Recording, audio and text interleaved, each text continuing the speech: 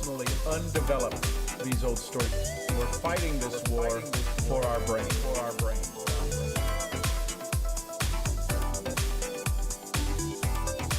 You don't need more software. You got to work on your hardware. Good morning. Hardware is you Time of the telling yourself day. some better stories. We're going You're the into most amazing creation on the planet. You Gonna get are the music ready to down. defeat your mental process. We're fighting this war for our brain. and that's my number one single. All right. Hey, good morning, everybody. My name is Sean Murphy. I'll be your conversationalist for the next little bit. I'll be challenging your thoughts and concepts and ideas and helping you activate your highest and best version of you. Not because I'm that good, because you have that desire. So we're going into chapter 1, the introduction of Think and Grow Rich. I'm reading a copy that's purchased on Amazon, and it came as a 2-pack series, Think and Grow Rich and Science of Getting Rich. And in that book, there's a couple of books from Waddles. The introduction, chapter 1. Here's my notes. What really doing is looking at all of these little different notes that I have written inside of this. This is probably from 4 readings of me reading this book for myself and daily stuff and reviewing. That's why I have different colors. Did I put the dates that the different colors are in here? I don't know. Sometimes I'll do that. I'll use different colors each time I review the book, and then it looks like a big kaleidoscope of colors. So excellent. Chapter 1. Here's the biggest thing I have circled and underlined. Excellence is invisible. What would that mean to you? Excellence is invisible. It's a pretty powerful statement. This is malfunction for you. What has? What are you using to translate your dreams into physical benefits? What is your process of thought to wealth? Translation. That, ladies and gentlemen, is a snowball. And you are going to get hit by it. Then I have, this has malfunctioned for you for so long, we need a success overhaul. Now, that's for me. You may hear it and think I'm attacking you. All of these notes are for me to get better as a teacher, trainer, mentor, dad, husband, father, right? So let me ask you. You can read the book. I'll read it. I'll go through the notes. I'll underline and share with you what I've got circled and all of this stuff. But the key is to understand that the book is available for you. If you've read the book before, congratulations. You're in a very select group. If you've read it twice, you're even a more selected group. So my question to you is, what are you using to translate your dreams into physical benefits? What is your process of thought to wealth? That is what's malfunctioned for the majority of people who set goals. Is that valuable? Drop a V in the chat.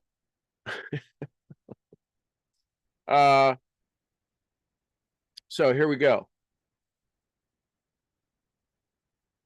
Introduction. The man who thought his way into partnership with Thomas Edison. We know that's Edward C. Barnes, and he showed up as a tramp who rode to Orange, New Jersey, who rode up into New Jersey on, they call it baggage. He came in the baggage part of the train. So look at these current things in your life. These are manifested versions of your thought. These are my notes before we start reading. So, truly, thoughts are things, and powerful things at that, when they are mixed with definiteness of purpose. Let me be very clear. We think this definiteness of purpose, this definite major purpose is some, oh my gosh, I don't know how to do that. Listen, you want to know when you have definite major purpose? When you got to go to the bathroom.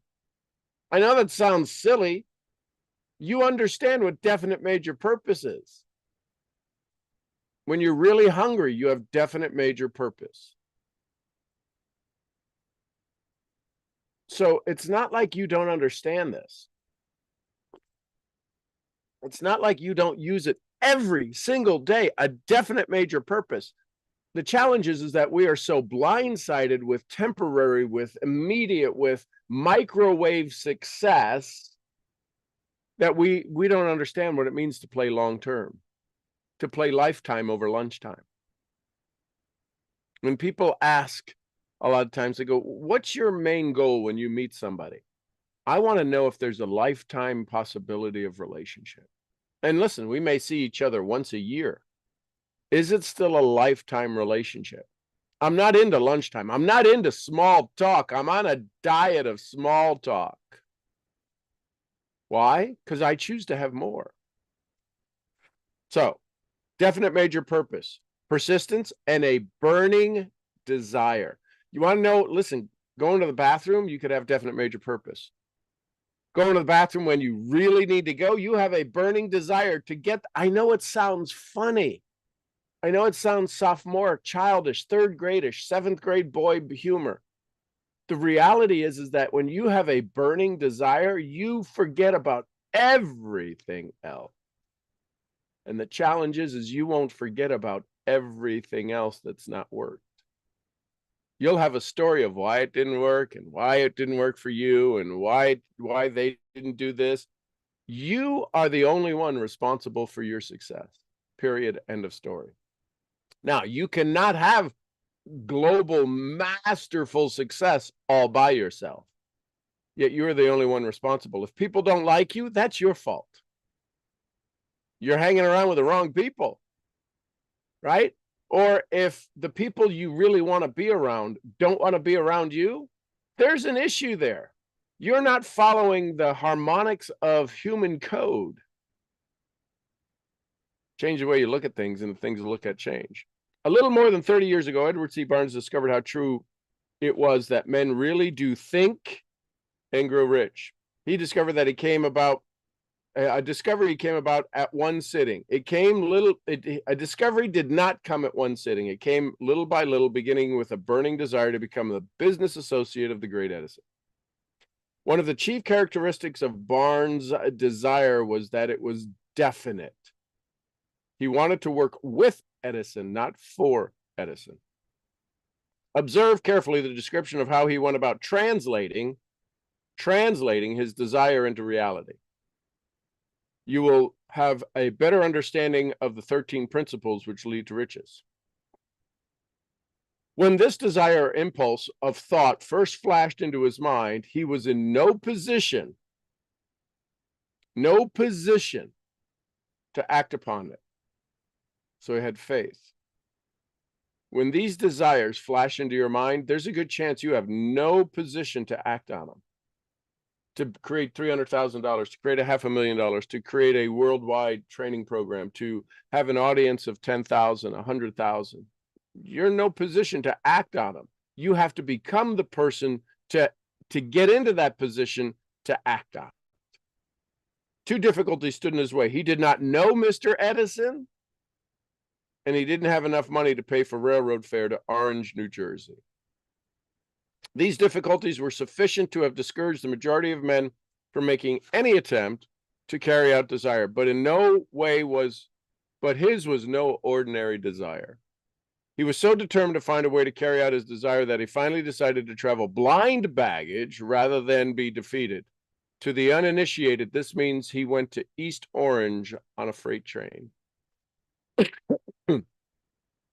He presented himself at Mr. Edison's laboratory and announced he had come to go into business with the inventor. And speaking of the first meeting between Barnes and Edison years later, Mr. Edison said, he stood before me looking like an ordinary tramp.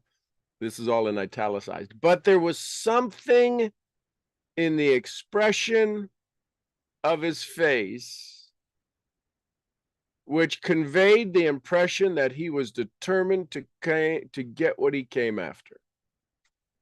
So when we talk about micro expressions, when we talk about signal in the NEST program, when we talk about setting your daily intentions, it sets up the micro expressions. It sets up the signal from which your body operates, the vibratory state from which you show up in the world.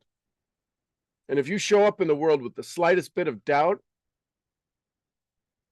it comes across. It comes across. So what I have on this page is what vibration are your thoughts minute by minute? See, I ask people to, when I help them and guide them, to respond to me, to give me feedback every hour. Yes or no, yes or no, yes or no. Did you move closer to your goals or farther away? Send me a yes, send me a Y, or send me an N. And people are like, every hour? Yeah, you're only giving me 30 seconds out of every hour. You're the one responsible for the other 59 minutes and 30 seconds. Minute by minute, what are your thoughts doing? Minute by minute. If you had to track that, there's a good chance you might just trigger insanity, because you'll realize how you just keep kicking yourself in the shin and kicking yourself in the back and knocking yourself down instead of picking yourself up. Sadhguru says, one of the 50 most influential people, I don't know, number was from a few years back, in India, 1.23 billion people, something crazy like that, said, in this moment, in this moment, and in this moment, and in this moment, and in this moment, you have a choice. Choose joy or choose misery. If you had to choose, if you took an hour and you monitored every second out of every hour, every second out of every minute out of every hour, what would your thoughts be like? How often would you even know that you're not even in control of your thoughts? You would operate from your DMN, your default mode network. So it goes on to say that Edison was here Barnes was here. He was sure to win with a single turn of the wheel. It was what he thought that counted. Mr. Edison, on an occasion far less important than that which he thought. Edison himself said so. It could not have been the young man's appearance which got him a start at Edison's office, for that was definitely against him. How many of you think you need to be the social media icon and guru and have all of this stuff? That stuff never matters. Done is the new perfect. Done is the new perfect. Barnes did not get his partnership with Edison on his first interview. Oh, you mean, so did he quit? No, he didn't quit. He continued to work at Edison's place for nominal wages and do work that was unimportant to Edison, but most important to Barnes, because it gave him the opportunity to display his merchandise where his intended partner could see it. See, your posts, your comments, social media is your resume. If people were to go to your social media, do they get your feel? Do they get your taste? Do they get your vibe? Do they get your tribe? Do they get your understanding? When you show up in social media, I don't care if it's one post. If you show up on, listen, some of you have heard this. A $70,000 speaking gig was from a 2-minute video for me to go to speak in China for the 15th largest network marketing company in the world at the time, half a dozen years ago. My point is that people are going to, because of the way technology works today, Google. If you Google what shows up? Now, you can get ranked in Google by your own particular activities. You can get marketed in Google for people with a search on you, right? If you search Sean G. Murphy, mental profits, I kind of show up, right? If you search Sean G. Murphy, spaghetti recipe, I don't show up. Right? Months went by, apparently nothing happened to bring the coveted goal to Barnes, coveted goal which Barnes had set up to his mind as his definite major purpose. Something important was happening in Barnes's mind. He was constantly intensifying the desire. When you get slapped and knocked down, do you intensify your desire? You go, well, I guess that doesn't work. It's truly about the signal with which you show up. This is about burning desire. Here's my notes on the side. Are you ready and prepared enough to see the appearance of your desire when it shows? I can promise you, some of you have had huge nudges, huge silver platter moments. Yet because you weren't ready, because you were not looking, because you were off focused in some other part of the world of your imagination, you missed some of the greatest opportunities. Listen, they've always happened, because if they're going to happen in the future, they've already happened in the past. You just needed to become aware of them. And that's what burning desire does. It burns away all of the other stuff. There's these, in Australia, there's spiders that make all of these webs in people's bushes and on the ground. And the way they get rid of them is they light them on fire. And you can see where the webs all go. And they flash for just a second. So whatever it's attached to, the grass or the bushes around the house, they never catch fire because there's not enough heat there. That's kind of like us. We've got these spider webs of possibility and intention all over the place. And every now and then somebody comes along and lights the fire and we're like, yes. And because there's no intensity, because there's no gravity that we learned about our words, because there's no presence, because there's no echo of our energy, it flashes in the pan and we're like, oh, I missed it. No, you didn't miss it. There was nothing there to burn. There was nothing there to light on fire. We walk around with these little sparks and little tidbits of energy, and we're like, ah, I was so close. You weren't even started. Haven't even scratched the surface. Cal Newport talks about deep work. The reason most people read this book is because they do the shallow work. They read it. They don't consume it. So, he goes on, talks about definiteness of purpose. When opportunity came, it appeared in a different form. I can promise you that. When the thing that is going to drive you, rise you, help you get to the top of your mountain, it won't be what you thought it was. It won't. It just won't be. Because if you did, you'd already be doing it. It's going to be something different. You will be surprised. You will say, oh my gosh, you won't believe what happened. This is one of the tricks of opportunity. It has a sly habit of slipping in the back door and often comes disguised in the form of misfortune or temporary defeat. Perhaps this is why so many fail to recognize opportunity. What keeps showing up as your disguised success? These are my notes. What keeps showing up as your disguised success? What failure do you keep going through that isn't a failure? It is the disguised success that your mind isn't letting you become aware of it. Remember, Barnes didn't have enough money to pay for the train ticket, and now he has a contract with Edison, his business partner. What do you think you don't have enough of that's keeping you from the contract that already exists? It already exists in the universe, in time and space. Everything you want already exists. The challenge is you stepping into the harmony with it. That's the only challenge. It's you stepping into the harmony and the frequency and the vibration of that thing. That's where meditation, that's where writing out your desires, that's where writing out your DMP daily. Oh, I don't want to do that. I did it like 2 weeks ago. I'm sorry. Have you eaten since then? Have you taken a breath of air since then?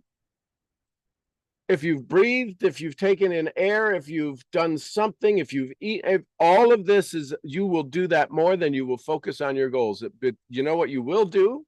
You will complain about your goals. You will complain about the weather. You will complain about the way life is. You will complain about this isn't what I expected. I can promise you what is coming to you that you want is not what you expected in the way you expected it. Promise, guaranteed, 100%. You could talk to any, not some, every single successful person was surprised with how their riches came to them.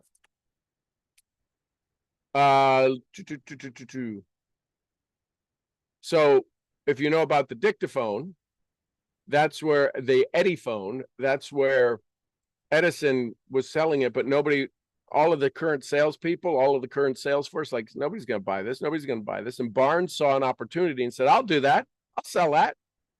And so then it became, so Barnes started selling it, and he started selling it so well, more than anybody else, Edison decided to give him the national contract. You sell it.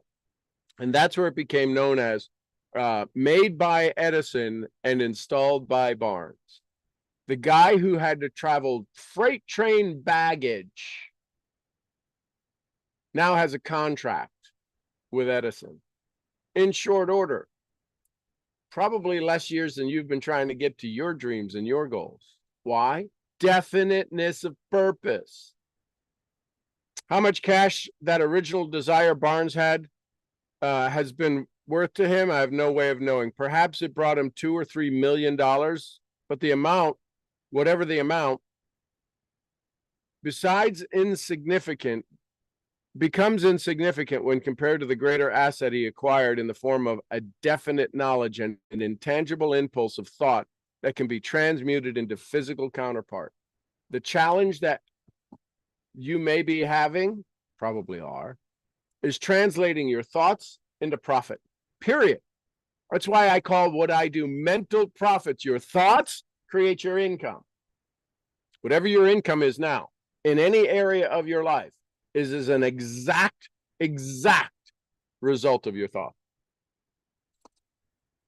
Not your ability, not your talent, not your skill, not your beauty, not your height, not your accent or lack of accent, or because of not your vision, not your waist size.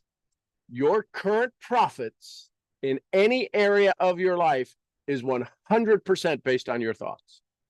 Not your skills, not your abilities, because you can learn skills, you can learn abilities. It is your thoughts. It is your desire. He thought himself into fortune. Blah, blah, blah. He had no money to begin with. He had but little education. He had no influence. But he gave an initiative, but he did have initiative, faith, and I have this circled, will to win. How far away is your dream? Let me ask you, how far away is your dream right now? Whatever dream it is you have, how far away is it? And if your answer is anything other than as close as my skin, until it gets as close as your skin and your mind and your vibration and your feeling, tasting, smelling, touch, you can touch it, close your eyes and you can see it. You can absolutely wrap your arms around it, step into it, drive it.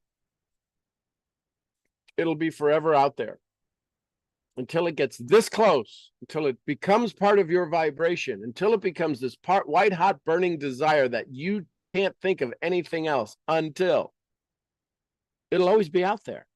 And you'll constantly be right. Your comfort zone will still be the crime scene with all of the evidence that everybody can see why you're failing, why you're falling short. It's your attitude. Your attitude determines your altitude, period, end of story. Your energy, your frequency is what's keeping you from it. Well, how do I get better? How is not the question. Why is the question. Why do you want to get better? When you understand why, when you understand for what reason, what result, what absolute new identity, new story that you have, your life will change forever. Write out why you will no longer be sidetracked by temporary defeat. So 3 feet from gold, this is another great story. One of the most common failures is the habit of quitting when one is overtaken by temporary. All of you have got temporary defeat. None of you have permanent defeat. You know what permanent defeat is? Death. And even then, some people have gotten their success after they're died. Right? They've given them awards and recognition after they're dead. So, what does it feel like to win? What does your will to win look like? What does your will to win look like? I can tell you, it's easy to spot. It's easy to spot when you have a will to win, because it's so easy to see when people do not have a will to win. So still in the introduction, I go over to page 39. Long after Mr. Darby recouped his loss, so Mr. Darby went and bought all this stuff, and right, if you know the story, 3 feet from gold. If not, it's a great motivational story. Mr. Darby goes on and he winds up stopping 3 feet from gold, because if you really haven't paid attention to the story, why did he stop 3 feet from gold? Because the veins of gold run in a particular direction, right? So if this was the vein of gold, Mr. Darby was cutting across the gold. He was cutting across the vein. Right? And he kept drilling. And what happened was that this vein that he cut across that stopped, right? So in this area, he stopped right here, but the vein kind of circled around and went this way. And before he found that vein again, he was 3 feet from it, 3 feet from one of the richest veins of gold ever discovered at the time. And how did he get there? He hired a mentor. He hired a geologist and said, wow, if he just went three more feet, he stopped and drilled and drilled and drilled. Oh my God. And then sold everything for pennies on the dollar, and a farmer bought it and he became rich. Long after Mr. Darby recouped his loss many times over from the insurance, he made the discovery that desire can be transmuted into gold. This discovery came after he went into the business of selling insurance. Remembering that he lost a huge fortune because he stopped 3 feet from gold, Darby profited by the experience in his chosen work by the simple method of saying to himself, I stopped 3 feet from gold, but I will not stop because men say no. I asked them to buy insurance. Darby was one of the small group of fewer than 50 men who would sell $1 million in life insurance annually. He owes his stickability to the lesson he learned from his quitability. Let me ask you, which is stronger right now, your quitability or your stickability? Before success comes in any man's life, he is sure to be met with much temporary defeat. And the logical thing to do is quit. More than 500 of the most successful, I'm just skipping around as I'm reading this. These are the highlighted points. How do you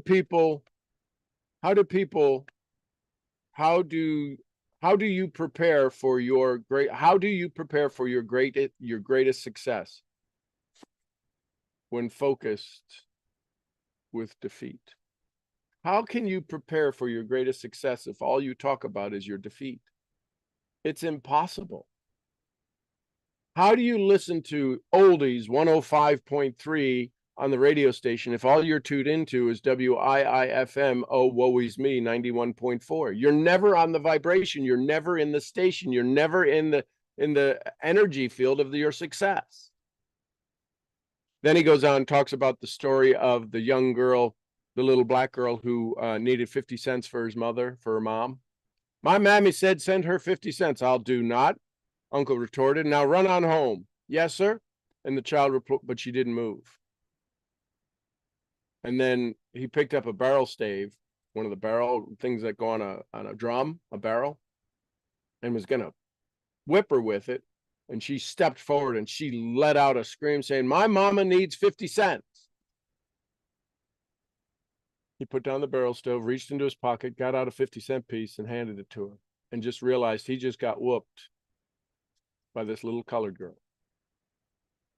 Why? Definite major purpose. In the face of everything, she is the epitome of network marketing. She had a reason to stand in the face of fear and doubt because somebody she loved, she needed to keep a promise. That mama raised a strong woman. I'd love to know what the rest of that young girl's story was as life went on. Continuing on in the introduction, some more of my notes. What is the source, the idea that will quicken your reception? So the answer to this question will be found in the principles described in this book. The answer is full and complete in this book. It contains details and instructions sufficient to enable anyone to understand and apply the same force with which this little child accidentally stumbled upon. Keep your mind alert and you will observe exactly what strange power came to the rescue of this child. You will capture a glimpse of the power in the next chapter. Somewhere in this book, you will find the idea that will quicken your receptive powers. See, the challenge is you're not ready to receive your success.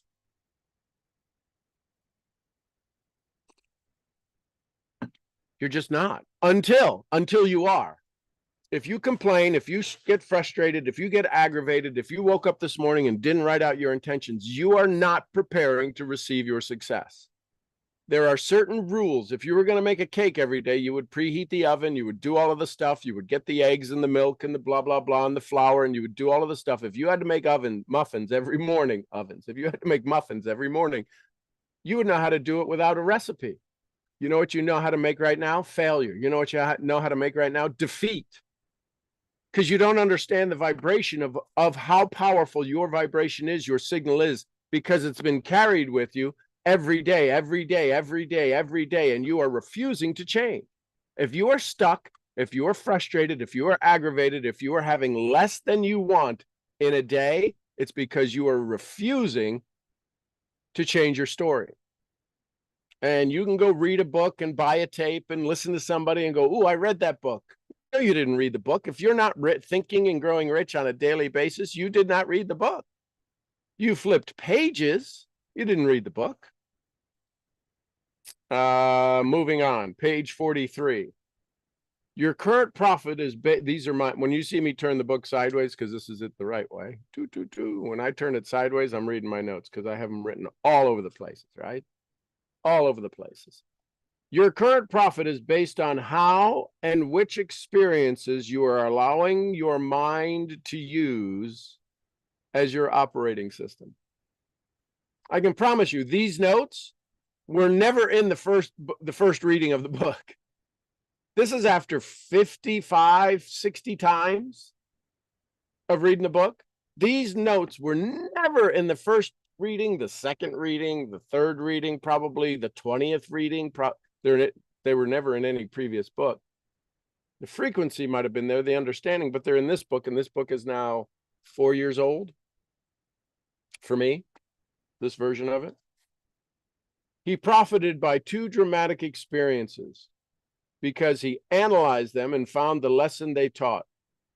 But what of the man who has neither time nor the inclination to study failure in search of knowledge that may lead to success? Where and how is he to learn the art of converting defeat into stepping stones? In answer to these questions, this book was written. The answer called for the description of 13 principles. Remember, as you read, the answer you may be seeking to the questions which have caused you to ponder over strangeness of life may be found in your own mind. Nothing in this book is the secret to success. What this is the blender that allows the idea, this is the magnetic field that allows the idea to pass from the ether into your mind to be created into formation. Once it passes into your mind and created as an idea, it is up to you to develop the skills and the talents to turn it into profit. Period. End of story. It doesn't work any other way.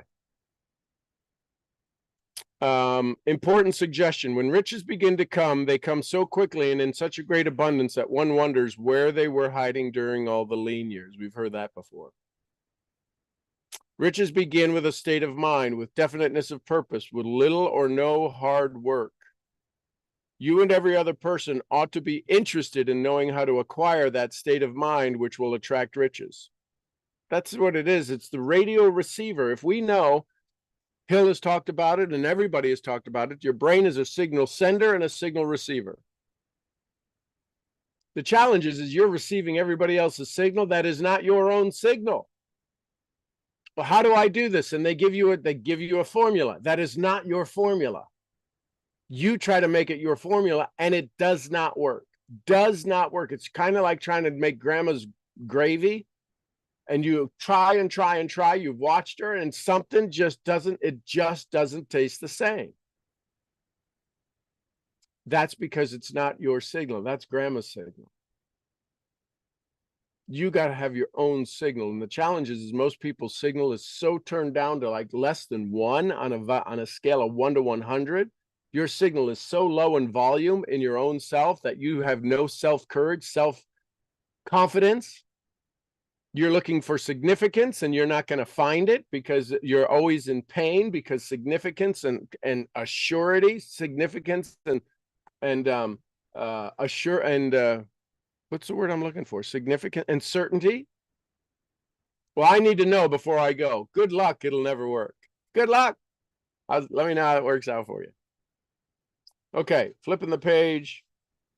Another weakness found in altogether too many people is the habit of measuring everything and everyone by their own italicized, their own impressions and beliefs. Some who will read this book will believe that no one can think and grow rich. They cannot think in terms of riches because their thought habits have been steeped in poverty, want, misery, and failure and defeat. So how do you shift all of that? We foolishly believe that our own limitations are the proper measure of limitation. By what means do you measure your own limitations? By somebody else? By a scoreboard that doesn't exist, that you made up? How do I create a plan that can cause the application of these principles? Henry Ford is a success because he understands and applies the principles of success. One of these is desire, knowing what one wants. Remember this Ford story as you read and pick the lines out from which the secret of his stupendous achievement has been described. If you can do this, if you can lay your finger on the particular group of principles which made Henry Ford rich, you can equal his achievements in almost any calling for which you are suited. You are the master of your fate. You are the master of your fate, the captain of your soul, because when Henley wrote these prophetic lines, I am the master of my fate and the captain of my soul, he should have informed us that we are the masters of our fates and the captains of our souls because we have the power to control our thoughts. He should have told us that the ether, right, that stuff between you and me right now, in which this little earth floats, in which we move and have our being, is a form of energy moving at inconceivably high rates of vibration, and that the ether, filled with a form of universal power which adapts itself to the nature of thoughts we hold in our minds and influences us in natural ways to transmute our thoughts into the physical equivalent. So this is Napoleon Hill. What did Wallace D. Waddell say? There is a thinking stuff from which all things are made that permeates, penetrates, and fills the inner spaces of the universe. A thought held in this substance, in the ether, produces the thing held by the thought. It will produce the thing you think about. Period. End of story. What you currently have is what you're thinking about. He should have told us that our brains, he should have told us too that our brains become magnetized with the dominating thoughts, and I have SGR, Science of Getting Rich, circled and written right next to that. He should have told us also that our brains become magnetized with the dominating thoughts which we hold in our minds, and by means which no man is familiar, and by means with which no man is familiar. These magnets attract us to forces, the people, the circumstances of life, which harmonize with the nature of our dominating thoughts. What you think about and think about, you bring about. It ain't about doing certain things. It's about doing things in a certain way. He should have told us that before we can acquire and accumulate riches in great abundance, we must magnetize our minds with intense desire for riches, that we must become money conscious. Well, I don't want to think about money. It's not all about money. Oh, the hell it ain't. Sorry, that's an old story. That is a frequency that will keep you poor. Absolutely keep you poor. Until the desire for money drives us to create definite plans for acquiring it. See, y'all want money. Y'all want money. There's not a single person that would turn down money. Y'all want it. Y'all want it easy. You can get it easy. Just create the vibration, step into the vibration. That's the hardest part because you won't change your identity. You won't change who you, well, it's not about, I don't want to be money hungry. Oh my God, I don't want to be money starving. I don't want to be poverty rich. I don't want to be starving for money. And so we are wired, we're told this, it's not about money. Stop making it about money. It's all about the money. And when you understand, right, they say money, what does they say? Riches, evil of money, something like that. And if they need to read the second sentence, the next sentence in the Bible verse. Money is the root of all evil. Yeah, that's how it goes. They need to read the next sentence. You can cherry pick all of this stuff and make it sound horrible. Until you go get money, all that you can use, which is always available to you, you're going to be poor. You're going to be poor, period. So you got to decide when you don't want to be poor. So all of this, are you staging a comeback because of, why are you staging? These are my notes again. Ask this in Alive and see what answers they give. Create your comeback maximized landing page. Those are my notes. Okay, that's it, Chad. That's the introduction. Then we go into desire. Questions, comments, thoughts, takeaways. What'd you learn? What'd you like? What ahas popped up on you?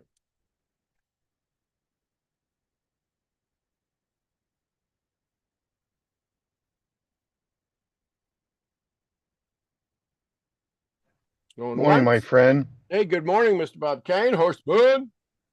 So, boy, 9 years ago, I shared what we have been blessed with a dear friend, and they purchased one bottle, and I don't know if they ever used it, never got any more. And they have had, both of them have had lots of health issues, but she's had a ton. And I kindly, gently kept nudging to, this might help you. Might try this. Better than all those drugs you're on, yada, yada, yada. And 2 days ago, we were told that she was diagnosed with cancer. And so my immediate thought was sadness that she hadn't listened to me, that maybe we might have helped her. But this morning, my thought shifted to being grateful for myself and so many others who are using it. So what just jumped into my head is, how are we choosing to think? Well, the other thing is the vibration with which you thought this might help her. It's gonna help her. Yeah. So that's another thing that I would offer you the ownership. Hey, listen, I'm not here to lose a friendship. This is going to help. Period. End of story. It'll do something. It'll help you get off of the pot. It'll help you make better decisions. It may work for you, but it'll definitely help you. And it may work. Yeah. So we have got to start to take the ownership and addiction to approval, not be offended or afraid if we have the conviction knowing what we know about it. Right. I was doing my best not to make the medical claims that. Hey, listen, here's the medical claim. Your life sucks right now and you want it better. That's the only medical claim I can make. You want better. I don't know what that looks like, how it works. Yeah. I know that people who take this use it. Yep. And if they're going to report you for a medical claim, then I wouldn't spend a second doing it. Listen, you need to get with more doctors. They're the ones that have put her where she is. But yeah, Right. I got you. It's simply shifting. I promise to do no harm. I'm not here to make medical claims. Repeat after me. I'm not here to make medical claims. I would say that to them, have them repeat that. You're not here to make medical claims. Great. This is going to do something. Yeah. Don't you want something? Don't you want something to shift? And if it shifted, which would you want? Better or worse? Better. Then what are you doing that's making it better? Doesn't seem like anything. No. I'm just, I ordered my captain hat of Captain Obvious, but right now I want to be here to help. Absolutely. And I wish I had had this level of confrontation when I started, because it cost me 80 grand. I didn't have there was nobody willing to mentor me. There was nobody who could mentor me. because they were running around such puppies. Nobody had the force. Nobody had the direction going, dude, this ain't that business. They wanted to be nice. They wanted to be kind. I didn't have anybody who said, snap out of it, Skippy. What are you doing?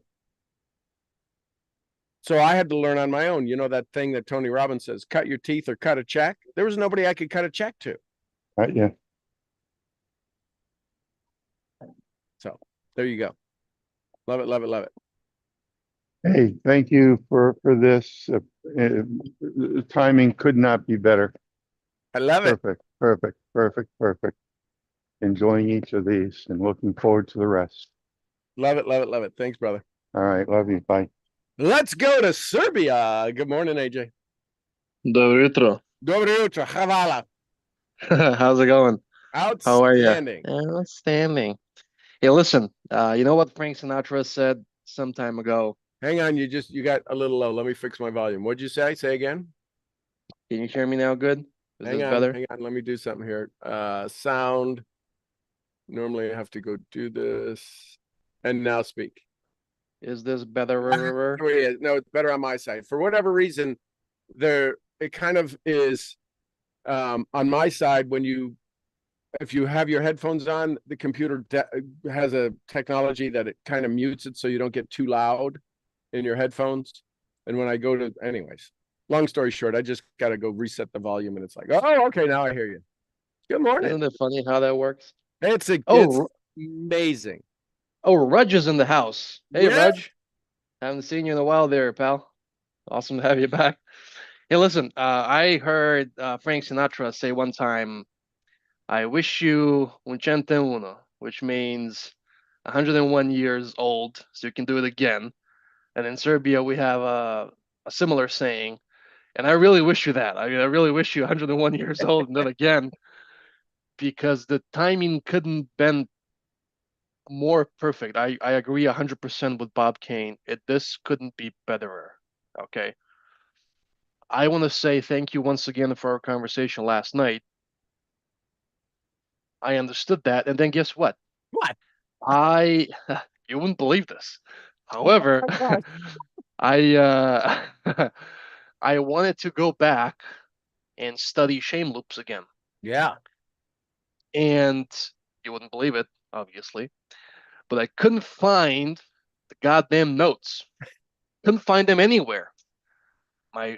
One of my journals, the other one, my phone, couldn't find them anywhere. And then just before the call, as I was looking at some material, and I opened my notes on my computer. Poof, there they are. The whole shenanigan. So that's great. And I want to say thank you for this Wayne Dyer kind of moment today and yesterday and the day before that. Because it is really about studying this book. I think all of us agree that when we studied Science of Getting Rich not too long ago, all of us agreed that every single sentence in that book is perfect. Every single word is perfect in that book. And then the way I saw Think and Grow Rich versus Science of Getting Rich was that Think and Grow Rich was kind of poetic.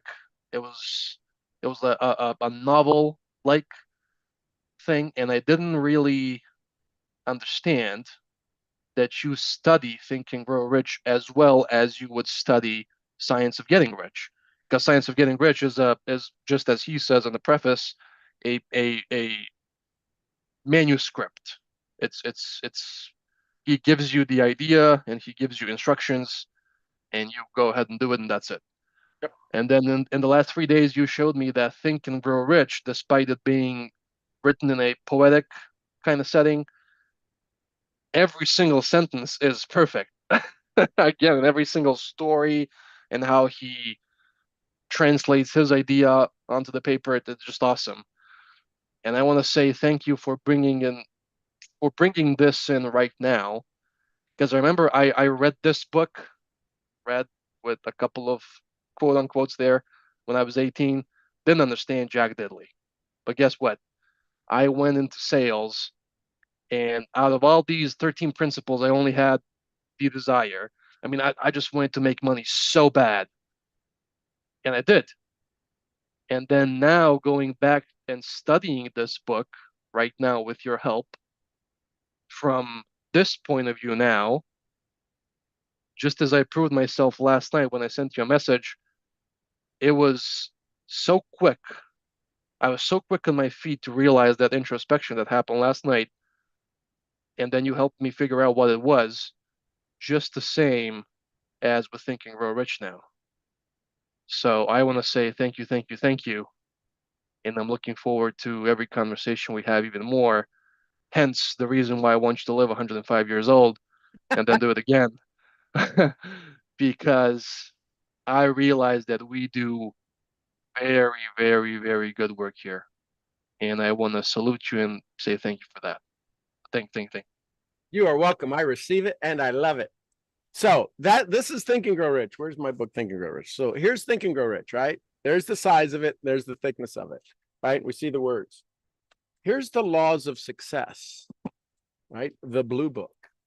This is Napoleon Hill's, right? So it's a little thicker, but the words are a lot smaller and there is no, right? So these are the laws of success of Napoleon Hill. Then here's the science of success. The 17 education. This is for class use. Look how thick this is. This is, I think, 1,000 pages. I take that back. 506 pages. That's a 2.5-inch ring, right? So all together, this is just 3 of the books that you're learning from as I read science, as I read Think and Grow Rich. So just saying, right? This is called positive mental attitude. That's what PMA stands for, positive mental attitude. I found this online in a PDF and I sent it off and had it printed. You won't find this book anywhere. Well, you may find it some places, eBay or some places. But anyway, so yeah, I'm excited about it. I love what Hill teaches.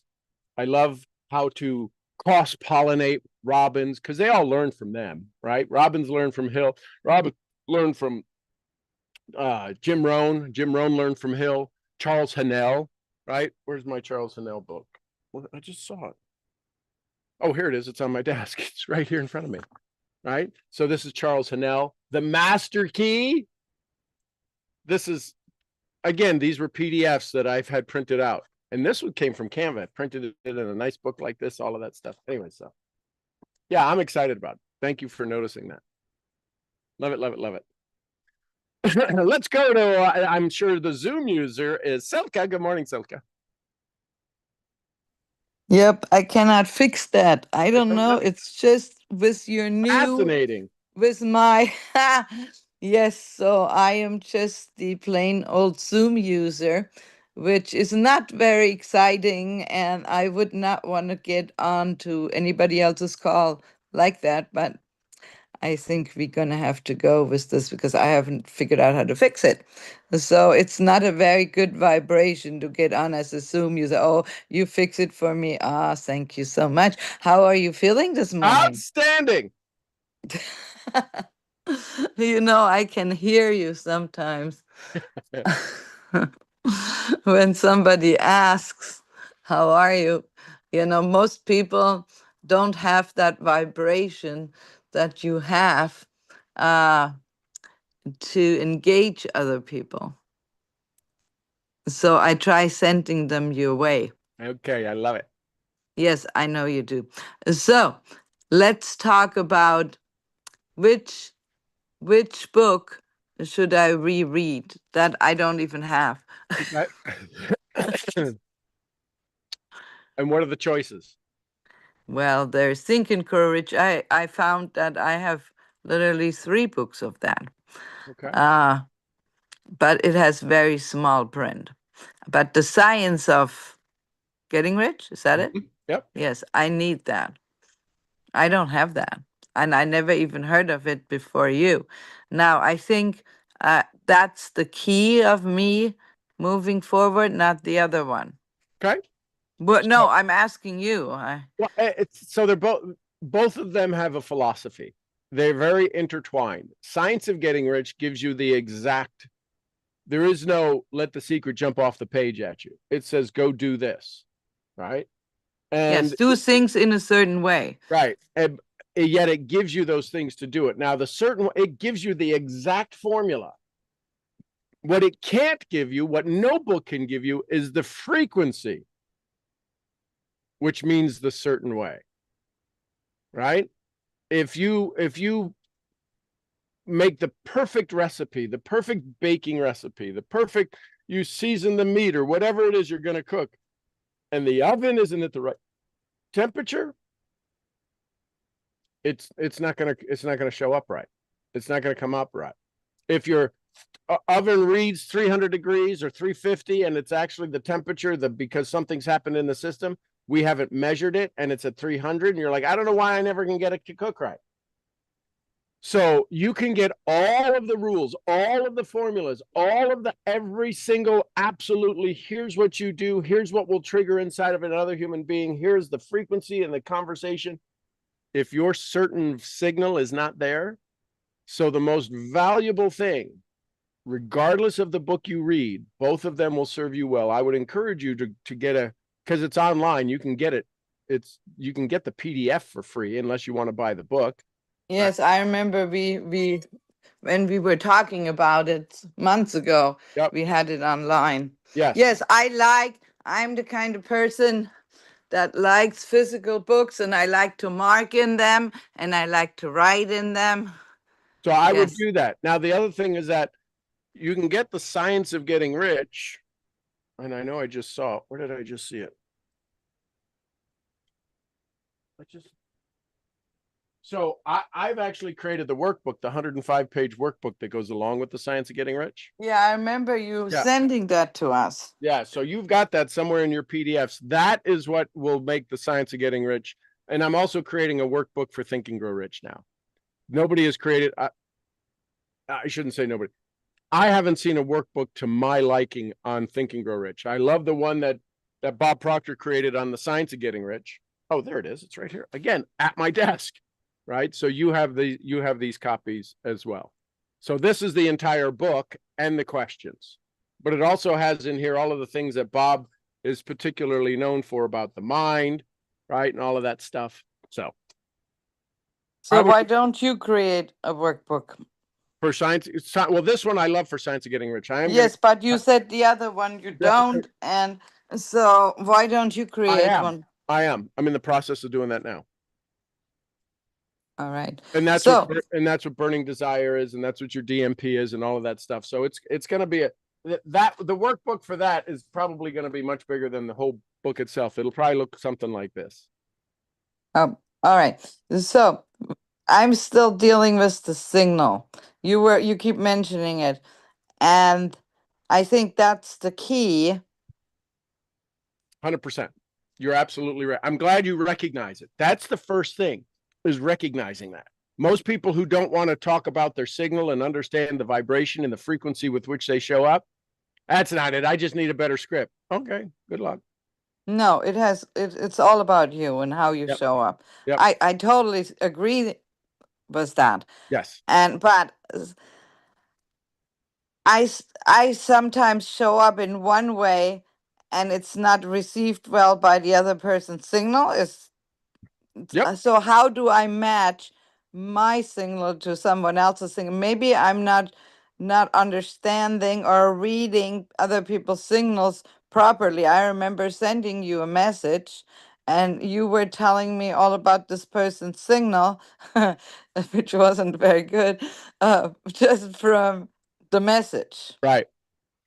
So how do I better tune in to another person's signal? Because if I don't read their signal correctly, I mean, would I adjust my signal to theirs?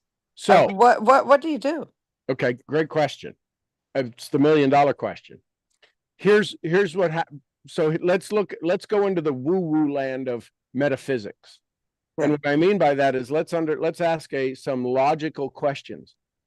Does their signal already exist in the universe? Yeah, I'm sure it does. Absolutely.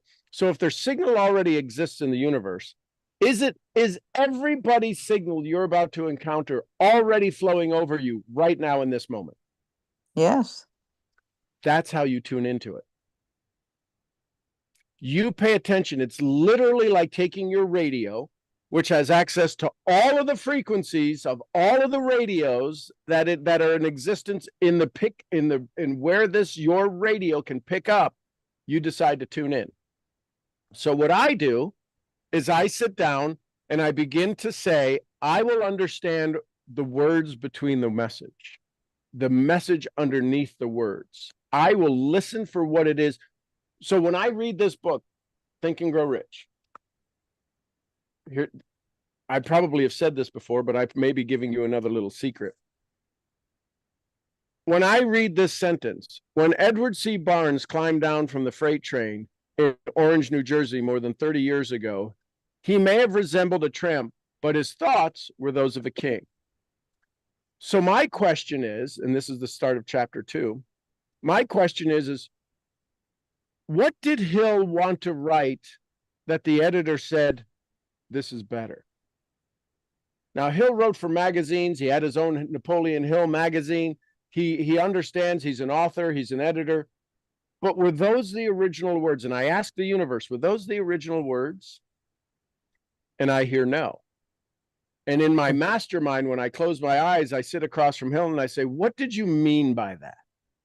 I know what I read. What did you mean by that? And I start to ask. And so the way you can tune in on signals is when you start to read messages of those people you know, and you see their messages, see if you can pick up their vibration, because you know them, you're tied to them. See if you can pick up the vibration of the state they're in. Because you have had texts come to you where you immediately picked up the phone and said, what's wrong? And you're like, what do you mean, what's wrong? I read your text. I just said, I'm okay. Yeah, I know. You don't normally say that. I don't know. I picked up something and you are not okay. And so that's the signal you pick up.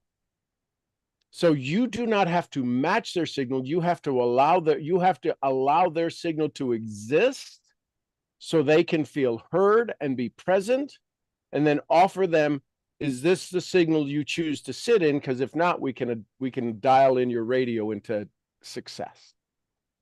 And that's the shift. You don't have to match their signal. You have to be able to you have to adjust your receiving station to pick up on who they are, when they are, why they are, for what reason they are, in the moment they are. Wow, that's a lot. It is a lot until it becomes instinctual. Let me ask you this. Lula Bean. You can tell when she's good and when she's not good, right? Yes. Yes. Well, how do you do that? You don't speak dog.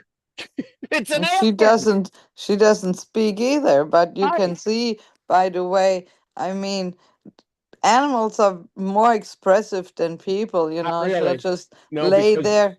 we let words do the expression. We let people lie all the time with their Oh my God, yes, every freaking day. And I don't know why. It's like if I had just $1 for every lie I hear, I'd be a multi-billionaire at this Right. point. So the It's key, sad. It's crazy. but here's the key. You want to know how you create the billions? No, they're lying. And ask them, is that the story they want to hold on to? Is that how I ask? Is that the story? No, what I'm saying is that, hey, listen, I know life is good. Is this the best it can be? Ah, that's a good one. Right. I'm always opening the window. Remember, I can show you the mirror. I can be a real jackass and hold up the mirror like nobody else. I can dissect you in 30 seconds and you could be a puddle on the floor. All I'm doing is holding up the mirror and saying, hey, listen, is this the reflection you want in that vision? Most people's visions are right here next to the mirror and they can't see the difference. I want to pull the window and I want to put it a little bit farther away from who they are to who they want to become. And when we talk about desire, everybody will lie to me and say, I have desire. No, you don't. Is this what you desired for? Is your current state what you desired for? Your relationship, is that what you desired? No, I want it better. Then let's go activate the better desirer. And that's over here in the window. It's not in the mirror. You've got to address the mirror. You, meaning you, the person, not you universally have to address the mirror to say, I'm here, the window's over there.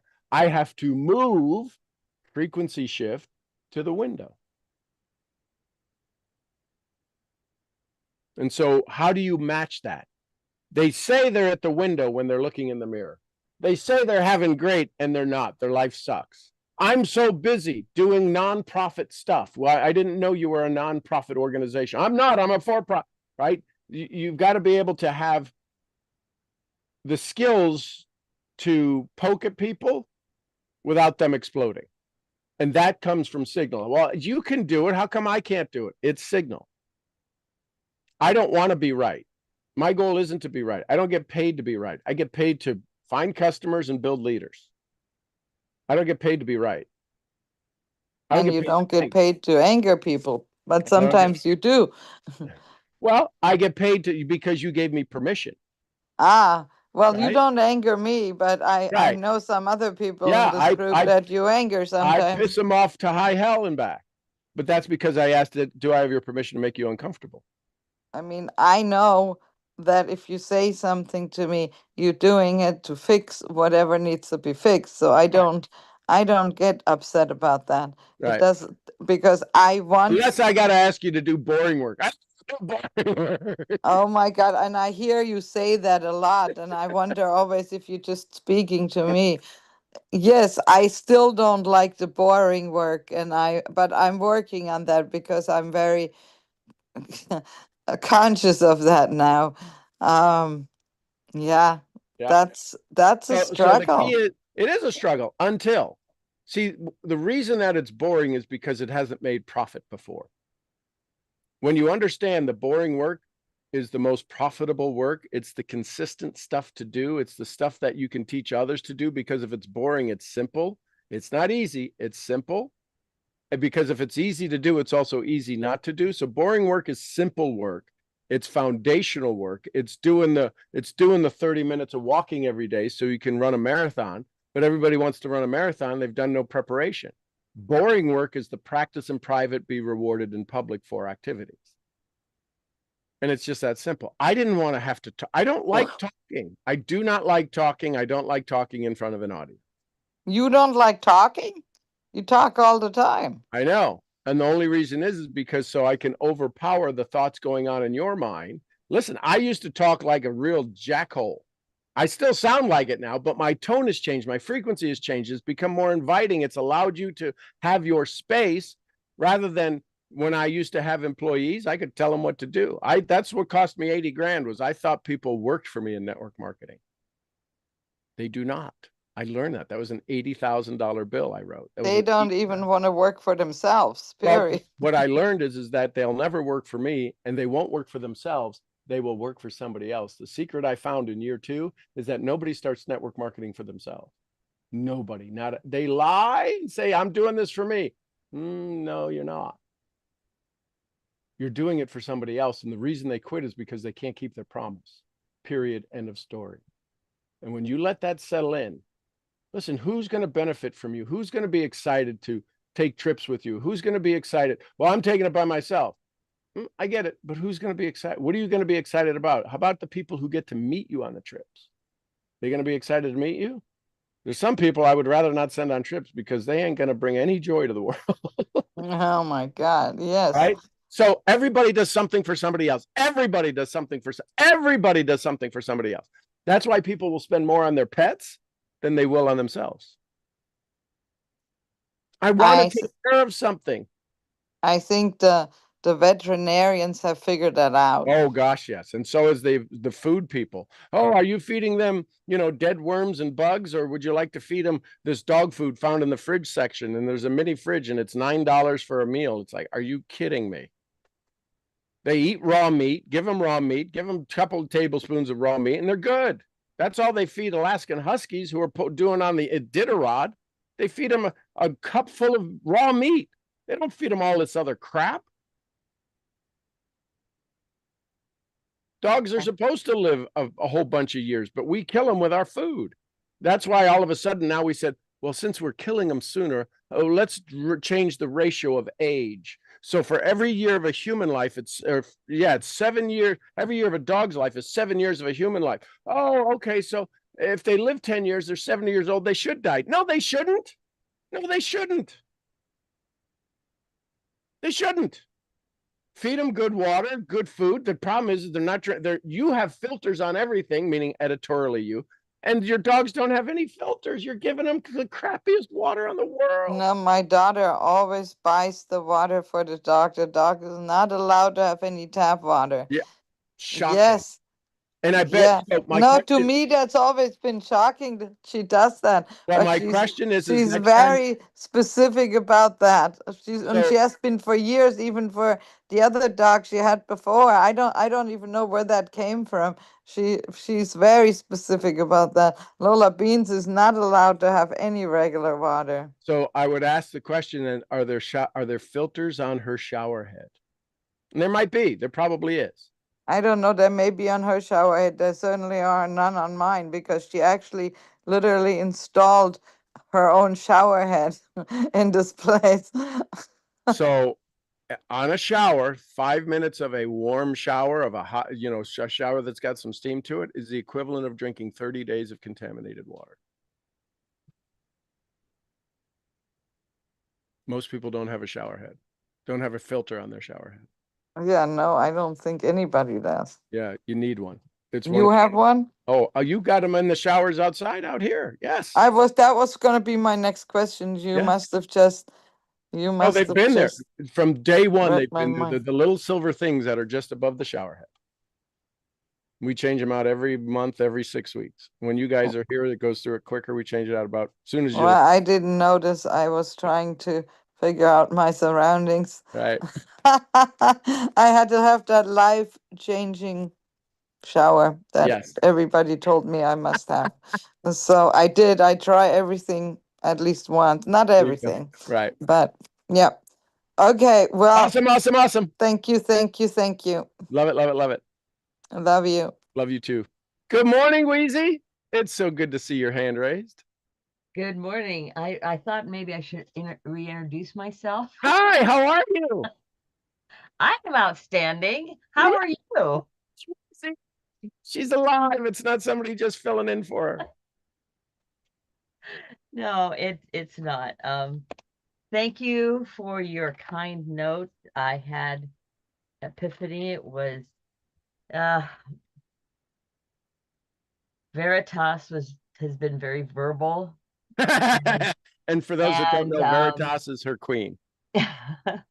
So I went, I should call. I don't want to call. Well, that's why you should call.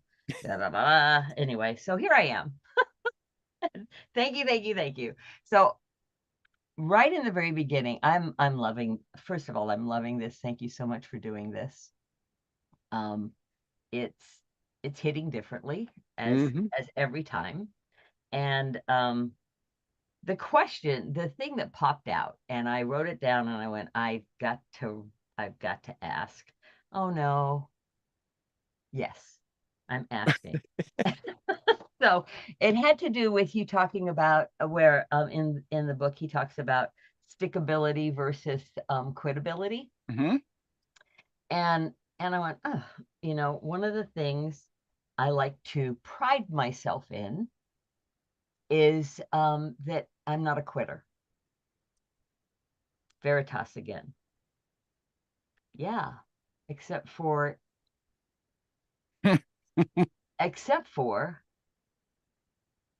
what kind of stickability? I mean, it seemed like what level of stickability are you being stuck in so that you don't say that you're quitting? And I thought, oh my gosh. In the Bible, it says God guides our feet, but it can't guide our feet if we don't move. There's no guidance. Yep. And the same thing between stickability and quitability. And is it possible? Is that possible? Am I talking nonsense, or is this something that I'm not even sure if I'm articulating it right? Is being in the middle of the two. Right. Well, there is no middle of the two. That's the falsehood. That's where the Okay. insanity starts. Okay, well, welcome to my world. So where are you? Are you stuck or are you moving? I have started to Take a big move. breath. Yes, Yeah, no, I just seriously, ate, I just I ate a feel Papa the Smurf. movement, and I thought, where have I been? And that's where I thought, is it possible that that's where I've been and I've just been lying to myself? You're not a quitter. You're not a quitter. On the other hand, you haven't really been moving. So, yeah, well, you're not a quitter if you don't start. Oh, snap.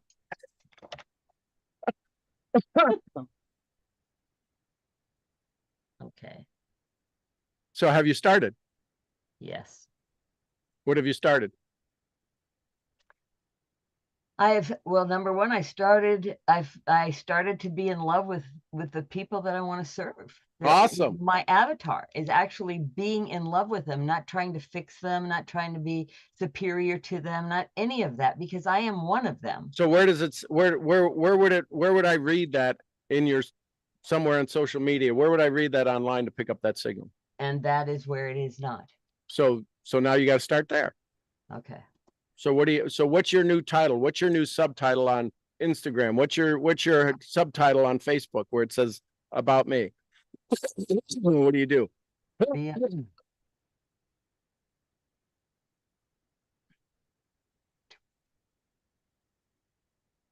Well, I work with women 45 and older. No, you don't. I don't. Mm-mm. Are you working with women 45 and older? A couple of them, yeah. Okay. So what do you really do? You don't work with them. You're not their physical trainer, No, right? no. So you don't work with them. Okay, so What does that avatar want? What do they want? What's the frequency they want? What's the signal they want?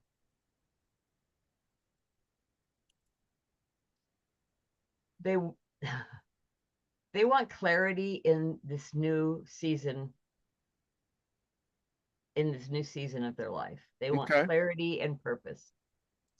What would you say is the demographic where most of your avatars are going to live? Do they have seasons or don't have seasons? They have seasons. Okay, so they have seasons. And what's the thing in the world you live in? What's the season that most people need to prepare for physically? Meaning spring, winter, summer, fall. What's the season most people prepare for? What's the thing? Where's the most activity in the transition of seasons? Is it from fall to winter? Is it from winter to spring? Spring to summer? Where do people take the most action?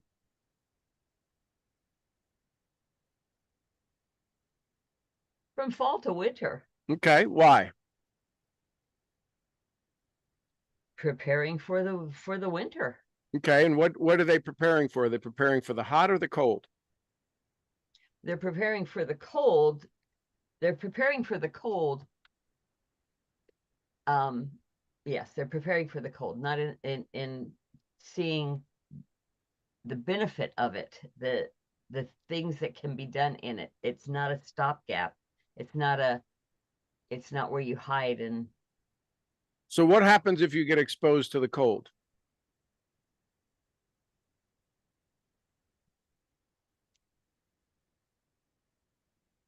you get exposed to the cold.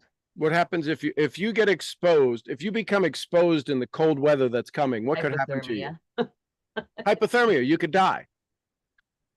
So I offer people who are about to experience the cold of being alone how to avoid the hypothermia of aloneness. Yeah. More people will winterize their home than they will winterize their life for the empty nest. That's why I asked, does your demographic understand seasons? If you're going to talk to Latin America, they'll be like, what the hell are you talking about? Right. Well, and maybe the conversation shouldn't use the vocabulary of seasons. Oh, it has to. It does? It has to, because they're in a season that they know is coming. Well, that's my point. Is Yeah, so they're preparing about for to what's enter coming. into a winter. They think, and here's the challenge with empty nesting. They think they've been through winter. They haven't been through winter. Not even. They think it's winter when they're, oh my God, it's my kid's going to kindergarten. This is like winter. Are you kidding me? You want winter? I'll tell you winter. Go bury your child. That's winter. That is the frozen north of unimaginable pain. Exposed, fully exposed. Go bury your child. Well, I don't want to do, I mean, I for some people, it's almost that intense. They have no preparation that when the child leaves or gets married, it's the equivalent of them dying. It's Your so child true. only moved out. They did not pass away. Why are you treating it as such? You got to be bold. I don't know. You may get some people, you're going to be like, holy crap, that's who I want to work with. Because I'm tired of this pussyfooting around and just Yeah. tiptoeing around this idea. It's a suggestion. Well, I thought it was, I thought, and I still think it's brilliant that empty nesting isn't new to anyone. Nobody. When they sent off their child to kindergarten, that was the beginning of it, but they don't see it that way. That's a celebration.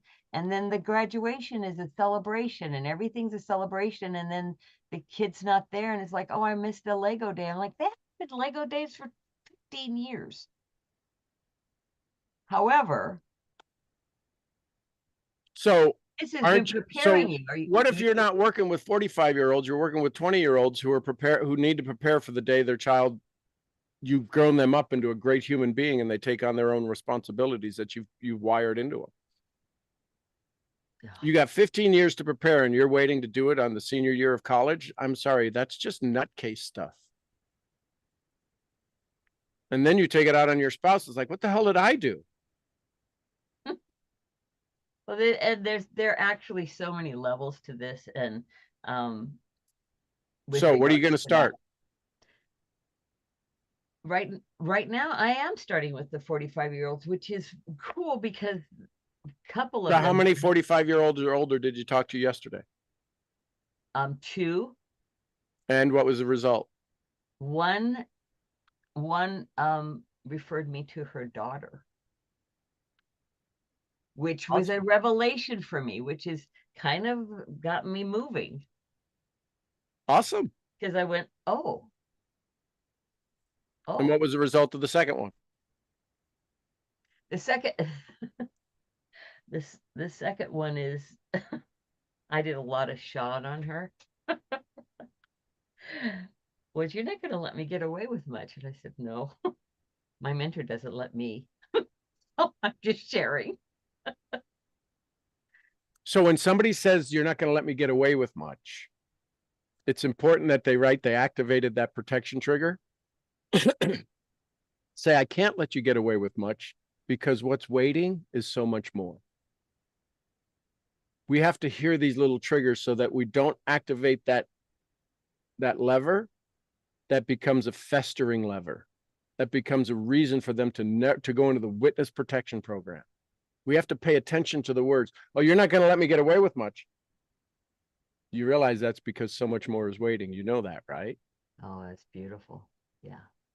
So these are the things where we have to pay. And when we begin to pay attention to the protection lever, the objection, the protection lever they are triggering, we have to hear it. And if we hear it, we can say the absolute opposite, the converse to that. You're not going to let me get away with much. And why should I, if so much more is waiting? Do you believe so much more is waiting for you on the other side of this awareness? And that's where your tone drops and you become the overnight radio DJ host.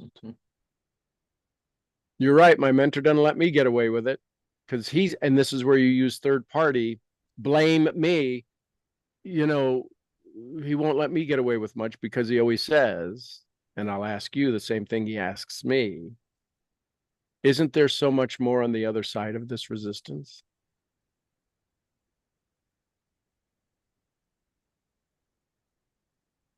I love it. And again, do what Chris Voss says.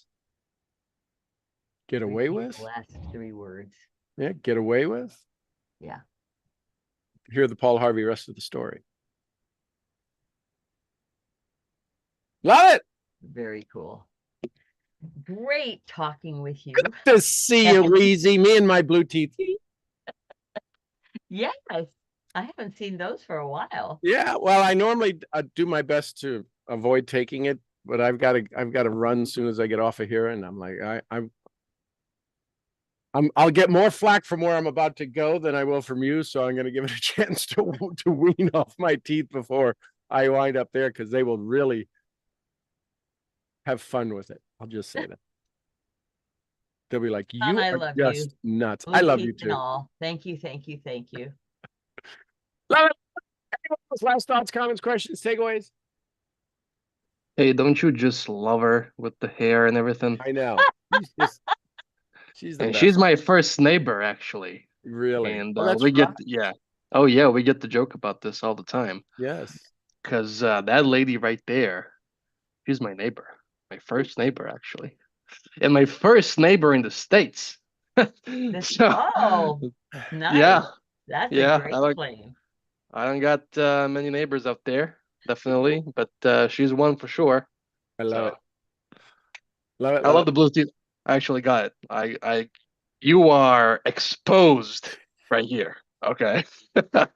I got you right here. I just found the other day, just quickly, I Yeah. found the other day the picture. It was wintertime, I think, and you had the blue teeth, due to Metal in Blue. And then you also had the Walmart card. Remember when you worked at Walmart? Yep. That it was all blue. I remember that too. Oh yeah, and he held up his Walmart card like that. And I said, "Here you go, everybody. This is my mentor. Working on $1 Million Secret, working in Walmart, That's right. part time. Him and Napoleon Hill, they're both They're diehard both out fans. there on aisle 7 cleaning up. So I work the freezer section. Thank you. You're welcome. It's my privilege. All right, everybody, go have some fun today. And if not, go have some fun at the expense of your old story. And I would do that because you're entitled to have more of what you want and less of what you don't. Just make that decision to do it today. All right, everybody, I love you tons. I'm your head brain training, brain scrambling, blue teeth fit. I'll see y'all where? The next The event. Next event. Next event. Good to have Rudge back. Love to see that. Love when family comes home. And what else? So somebody give me some Costa Rica. Hey, Mama. Pura vida. Marita. How big Molly is. Come here, Molly. Come here, Molly. Come up here. Come here. Somebody give me some Lydia's. There's that's beautiful. Peace Peace be with us. It was us. And the queen of helping you avoid blue teeth and have more of what you want, Jessie Lee Ward. Boss Boss Lee. Lee. Hey, we love you, girl. And the little white fluffy. Gurgly, gurgly, Gurgly, gurgly. All right, everybody, go have some fun today. We'll see you all tomorrow morning. Love you tons. Bye for now. Thank you, Sean. I love you all. Love you, Roz. Have a great day. See y'all. Take care. Bye for now.